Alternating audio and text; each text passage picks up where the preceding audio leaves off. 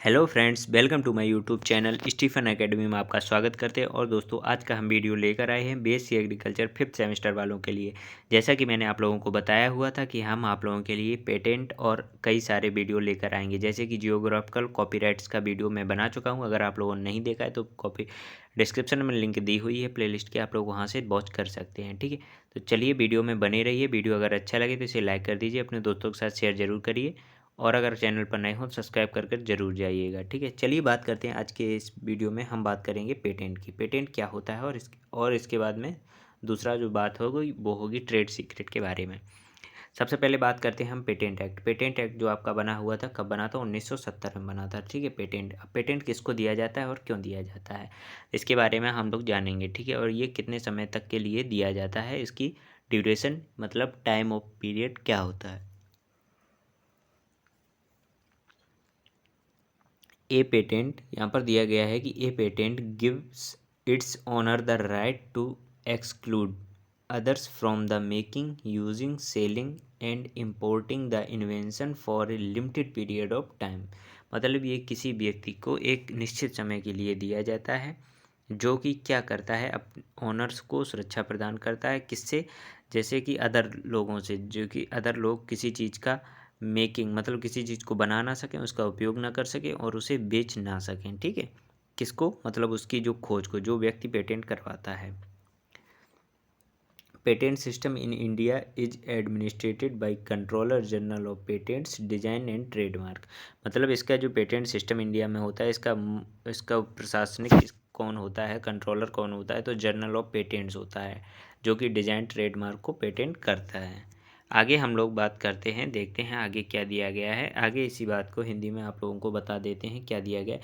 Patent अपने स्वामी को इस बात का अधिकार देता है कि उसके द्वारा किए गए खोज का कोई अन्य व्यक्ति उसका उपयोग, उसकी मार्केटिंग, उसका आयात ना कर पाए। ठीक है, भारत में पेटेंट सिस्टम का प्रशासनिक कार्य patent design trademark controller general के द्वारा किया जाता है, जैसा कि मैंने आप लोगों को बता दिया था। ठीक है, अब आगे बात करते हैं कि पेटेंट जो होता है वो किसके दिया जाता है। वॉट मतलब पेटेंट किसके लिए दिया जाता है। पेटेंट क्या है? तो पेटेंट एक एक्सक्लूसिव राइट मतलब एक विशेषाधिकार है।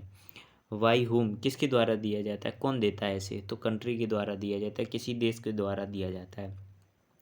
टू हुम मतलब किसे दिया जाता है, तो ये ओनर को मतलब मालिक को दिया जाता है। फॉर वाट किसके लिए दिया जाता है, तो ये इन्वेंशन मतलब खोज के लिए दिया जाता है। विच राइट कौन सा अधिकार, किसका अधिकार मतलब, तो make, sell, use and manufacturing उपयोग ना कर सके, जिससे कि मतलब किसी चीज़ का वो बना ना सके, उपयोग ना कर सके और उसकी मैन्युफैक्चरिंग ना कर सके। वेन कब दिया जाता है? सेटिस्फाइंग के क्राइटेरिया मतलब जब उसे संतुष्टि मिल जाती है पूर्णतः, तब मतलब किसी देश को जब संतुष्टि मिल जाती है कि हाँ आपका ये जो इन्वेंशन है ये पूरी तरीके से सही है, तब दिया जाता है। हाउ लॉन्ग मतलब कितने समय के लिए दिया जाता है, तो ये 20 वर्षों के लिए दिया जाने वाला एक एक्सक्लूसिव राइट है, विशेषाधिकार है। ठीक है, अब इसकी जो दशाएं होती हैं मतलब ये दशाएं जो होती हैं पेटेंटेबिलिटी मतलब इसकी दशाएं जो होती हैं वो कौन कौन सी आप लोगों को पूरी करनी होती हैं। पेटेंटेबिलिटी किसे कहते हैं? अब डिस्कवरी और इन्वेंशन में आप लोगों को अंतर नहीं पता होगा, ये मैं आप लोगों को बता दूं। जो डिस्कवरी होती है, जो पहले से मौजूद होता है, लेकिन उसे किसी व्यक्ति को उसके बारे में जानकारी नहीं होती है, तो उसे कहते हैं डिस्कवरी मतलब खोज लेना। इन्वेंशन क्या होता है? इन्वेंशन होता है मतलब आविष्कार जो नया हो, मतलब जिसे दुनिया में कोई भी व्यक्ति, किसी भी व्यक्ति ने पहले कभी ना देखा हो ना बनाया गया हो, उसको कहते हैं जो एकदम से नया हो, तो उसे कहते हैं आविष्कार मतलब इन्वेंशन कहते हैं। ठीक है, अब जो इसकी पेटेंटबिलिटी होती है वो क्या किन किन चीज़ों को पूरी करती है। नंबर 1 नोवेलिटी मतलब नया आविष्कार होना चाहिए। नंबर 2 में मतलब नॉन ऑब्वियसनेस और इन इन्वेंटेन मतलब नॉन ऑब्वियसनेस मतलब कि ये सरल नहीं होना चाहिए, जैसे कि मतलब इसका कोई भी उपयोग कर सके। आगे बात करते हैं इंडस्ट्रियल यूज, ये पब्लिक यूज ना कर सके, ऐसा होना चाहिए कि जिससे कि मतलब पब्लिक इसे बहुत ही जल्दी यूज ना कर सके। ठीक है, पेटेंटबिलिटी क्या होती है, इसमें पेटेंटबिलिटी देख लेते हैं। पेटेंटबिलिटी किसे कहते हैं? मतलब वे दशाएं जो किसी पेटेंट की वैधानिकता के लिए आवश्यक होती हैं, उनको पेटेंटबिलिटी कहा जाता है। ये दशाएं निम्नवत होती हैं। मतलब पेटेंटबिलिटी जो उसकी वैधानिकता, मतलब उसके जो क्राइटेरिया होते हैं उनको पूरा करना चाहिए, उनको कहते हैं पेटेंटबिलिटी। पेटेंटबिलिटी मैंने आप लोगों को बताई 3 प्रकार की होती है। एक तो नोवेलिटी, मतलब पहला नोवेलिटी के बारे में चर्चा करें। नोवेलिटी मतलब न्यू, एकदम से नया होना चाहिए। पेटेंट उसी अन्वेषण को दिया जाता है जो पूर्ण रूप से नया हो और जो लोगों की जानकारी में पहले से ना हो, ठीक है, तभी तो वो नया माना जाएगा। आगे बात करते हैं सेकंड पॉइंट की। तो सेकंड पॉइंट में दिया गया है नॉन ओबियसनेस, मतलब और इन्वेंशननेस, मतलब अस्पष्ट हो, मतलब स्पष्ट ना हो। कोई अन्वेषण इस प्रकार के वैधानिक सिद्धांत और तकनीकी के उपयोग करके बनाया गया हो जिसको सामान्य ज्ञान रखने वाले लोगों को आसानी से समझ में ना आए। मतलब जो लोग सामान्य ज्ञान की जानकारी रखते हैं उसके उन लोगों को मतलब सामान्य रूप से समझ में नहीं आना चाहिए जल्दी से, ठीक है। अब आगे बात करते हैं इंडस्ट्रियल यूज। इंडस्ट्रियल यूज से इसका क्या तात्पर्य है, तो बात करते हैं कि कोई भी अन्वेषण जो समाज के लिए उपयोगी हो उसको पेटेंट दिया जाता है। मतलब जिसका यूज होना चाहिए, मतलब पब्लिक में उसका उपयोग जरूर होना चाहिए, ठीक है। मैंने ऊपर बता दिया था, वो गलत बता दिया था, उसके लिए सॉरी। बट यहाँ पर इसका मतलब यही होगा कि इंडस्ट्रियल यूज होना चाहिए तभी उसको पेटेंट दिया जा सकता है, ठीक है। दोस्तों अगर आप लोगों को वीडियो अच्छा लग रहा हो तो प्लीज़ इसे लाइक ज़रूर कर दीजिए एक बार, और अपने दोस्तों के साथ भी शेयर करिए जिससे उनको भी इन क्लासेस का पता चल सके। आगे हम लोग बात करते हैं ट्रेड सीक्रेट, मतलब व्यापार रहस्य। व्यापार रहस्य क्या होता है इसके बारे में अभी थोड़ी चर्चा कर लेते हैं। ये क्यों दिया जाता है और किसे दिया जाता है, किससे संबंधित होता है, ठीक है, इसमें चर्चा करते हैं। तो when an individual organization own an intellectual property does not disclose the property to anyone and keep it as a closely guarded secret, it called trade secret।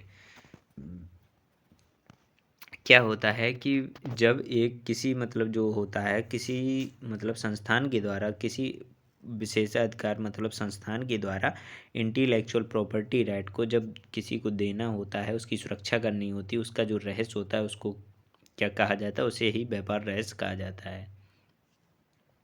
तो यहाँ पर नीचे दिया गया है कि trade secret is relate to formulation process और material. मतलब ट्रेड सीक्रेट जो होता है ये फॉर्मुलेशन प्रोसेस से संबंधित, फॉर्मुलेशन प्रोसेस और पदार्थों से संबंधित होता है, ठीक है।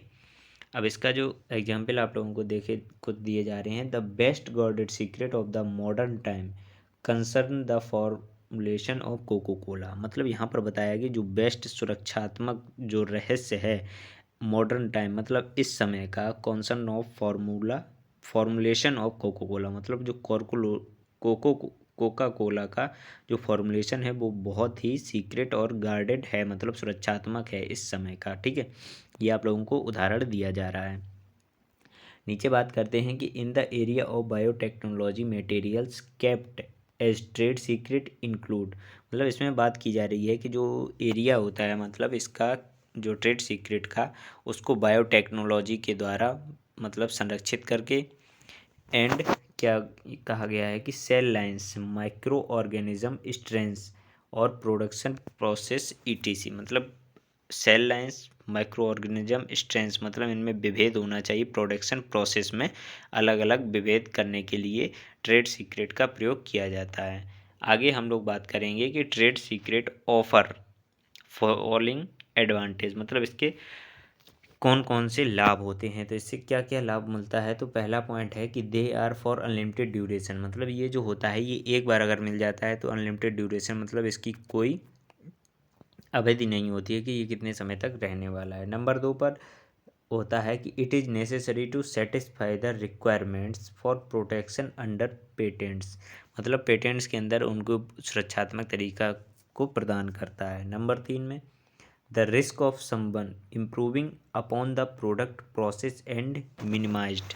मतलब जो रिस्क होता है इसमें बहुत ही कम होता है, मतलब अपॉन द प्रोडक्ट मतलब जो आपका उत्पाद है, प्रोसेस है, फॉर्मूला है, उससे आपका उत्पाद जो होता है वो बहुत ही कम रिस्क में हो जाता है। आगे बात करते हैं कि drawbacks of A trade secret. मतलब ड्रॉबैक्स मतलब इसकी कृतियाँ क्या होती हैं, इसमें क्या कौन सी कमियाँ होती हैं, कृतियाँ नहीं सॉरी, कमियाँ कौन कौन सी होती हैं उसके बारे में बात करते हैं। तो इसका जो पहली कमी है वो बताई गई है कि मेंटेनिंग ए ट्रेड सीक्रेट इटसेल्फ एक कॉस्टली अफेयर। मतलब ये बहुत ही ज़्यादा महंगा पड़ता है खुद के लिए। जो सेकेंड पॉइंट बताया गया कि it affairs no protection from a dependent innovation inventions, मतलब जो डिपेंडेंट इनोवेशन इन्वेंशन है, मतलब जो खुद के द्वारा प्रोटेक्ट की गई होती है, तो वो अपने आप खुद पर स्वतंत्रात्मक होती है। नंबर 3 में बताया गया कि it can be applied many mention inventions equipment design in plant varieties books and etc. अब ये ट्रेड सीक्रेट जो होता है ये किस पर अप्लाई नहीं होता है, तो ये मैनी मेंशंस इन्वेंशंस, मतलब जो कई सारी जो खोज होती हैं, मतलब खोज कैसी होती हैं, कई सारे जो यंत्र होते हैं, खोज होती हैं, डिजाइन होती हैं, और पौधे की वैरायटियाँ होती हैं, और कई सारी किताबें होती हैं। ये ट्रेड सीक्रेट जो होता है ये उन पर लागू नहीं होता, इन सब चीज़ों पर। ठीक है, तो दोस्तों वीडियो आप लोगों को अच्छा लगा हो तो कमेंट बॉक्स में ज़रूर बताइए, और वीडियो को लाइक शेयर ज़रूर करते रहिए। चैनल पर नए हों तो सब्सक्राइब करके ज़रूर जाइएगा, और आगे की जो भी आप लोगों के कुछ और टूल्स बताए हुए हैं उनकी भी वीडियो आप लोगों को जल्द ही प्रोवाइड करा दी जाएगी। लगातार जुड़े रहिए मेरे चैनल के साथ। मिलते हैं नेक्स्ट वीडियो में नेक्स्ट टॉपिक के साथ, तब तक के लिए धन्यवाद।